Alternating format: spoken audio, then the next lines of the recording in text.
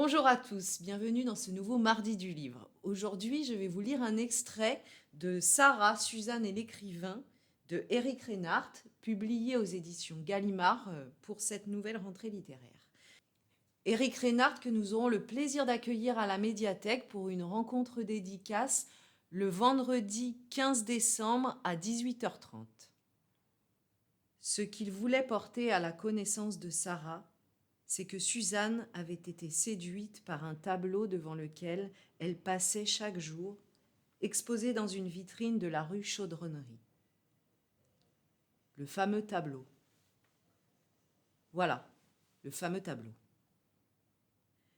Suzanne avait été séduite, puis intriguée, puis de plus en plus fascinée par la facture et l'impact visuel de cette peinture, pour des raisons qu'il révélerait ensuite à Sarah, mais aussi, bien sûr, par ce qu'elle représentait, une minimale et mystérieuse scène de couvent.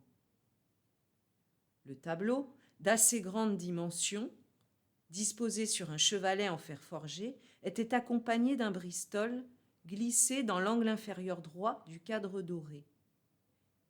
Époque 19e siècle, Louis-Philippe Restauration, Charles X. La notice avait été rédigée d'une écriture surannée.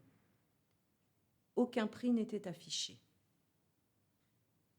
Que Sarah ne se méprenne pas, ce n'était pas un tableau religieux. On aurait dit même un tableau 100% profane, même si la scène se situait dans la galerie d'un couvent et impliquait deux religieuses.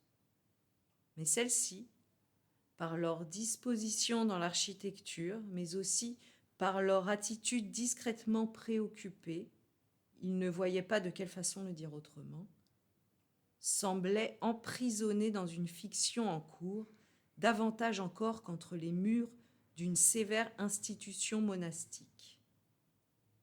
Elles avaient l'air de guetter, d'attendre quelqu'un. Il se tramait quelque chose. C'était la représentation d'un moment décisif.